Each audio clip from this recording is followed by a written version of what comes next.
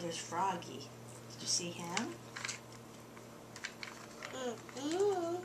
No, help me find. Oh, here's Apple. Look. Apple. Elephant. There's your bunny.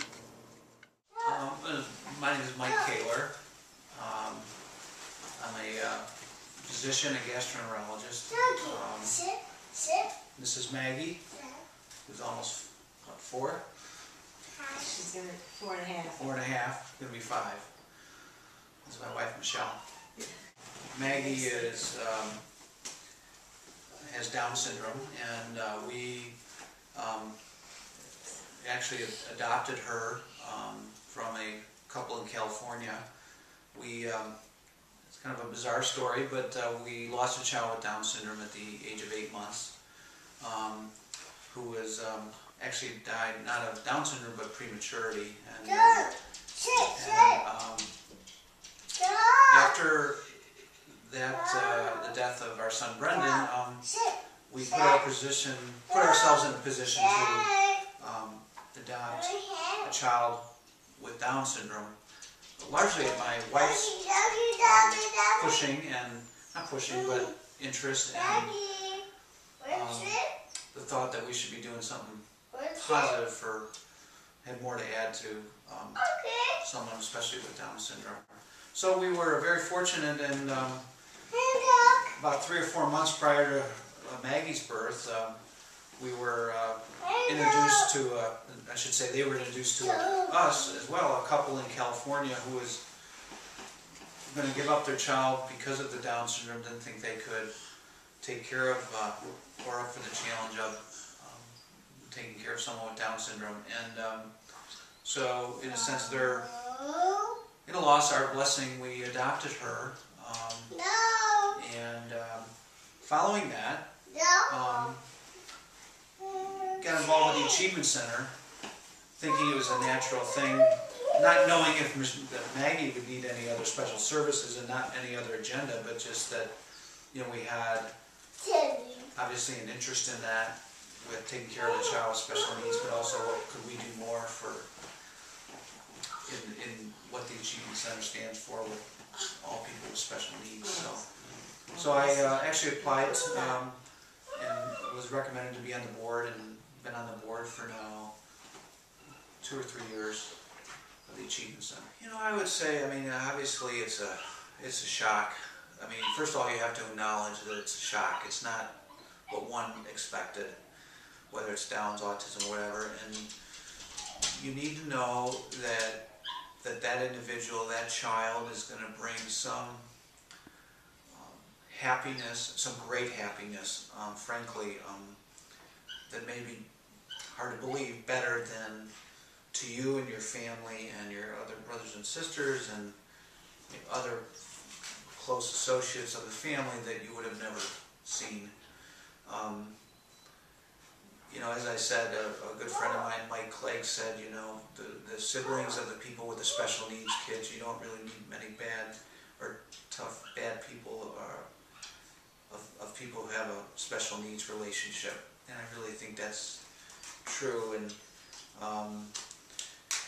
you know, there's resources out there as evidenced by the work the Achievement Center does, and others. I mean, and people need to be educated, and they are educated, and yes. You know, and I think my biggest thing that it's your child first, and the diagnosis comes after.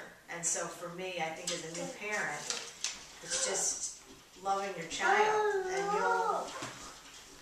you know, everything else comes after that, and not being overwhelmed by the fact that you've just been diagnosed with something.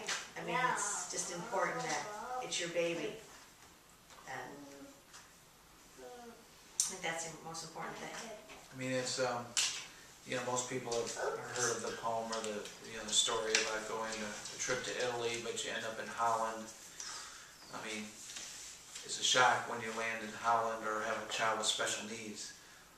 But by and large, and it's difficult adjusting to Holland or special needs. I mean, you find out that Holland is not too bad, and in fact, Holland is pretty darn good at times, and maybe even better than Italy was. And it's tough to say that to somebody initially, but I think as they grow and as it is their child, as Michelle said, you get a perspective that's pretty darn good, and it's not just the child, it brings a different perspective on life and how lucky people are, and that we tend to take for granted when you don't have some of these struggles. Steve McDermott and the team. Yeah, I mean, I guess I just can't say enough about him. Has been, I mean, do you want me to talk about him? A wonderful experience. I mean, we haven't used many services as others look to use some,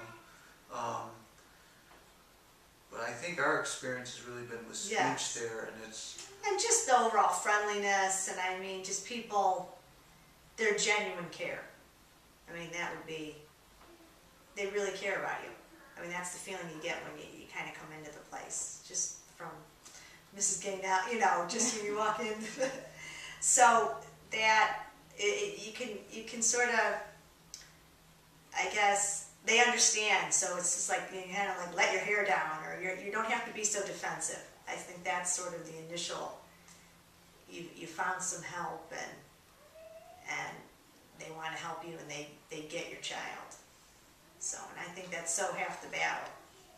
And I think wearing the board member hat, I mean, the other viewpoint on what the Achievement Center has done is really made me see what a commitment the whole organization, from not just the board members, but it's probably even more importantly from the staff. I mean, it's amazing to me that in this economy that the Achievement Center has weathered the storm, and I remember within the last year getting an email that the staff was not getting a raise, or even some people were taking a pay cut. And you don't hear of that at major organizations around town, of that occurring, and that just speaks volumes at the commitment of the staff from the Achievement Center, whether it's at Pat Nobley at the top, who's done a phenomenal job, to people in the trenches every day of working with the therapist, or to the front desk person. And I think that is impressive, and why anybody would trust their child or family issues or needing support with an organization like the Achievement Center. It's unbelievable.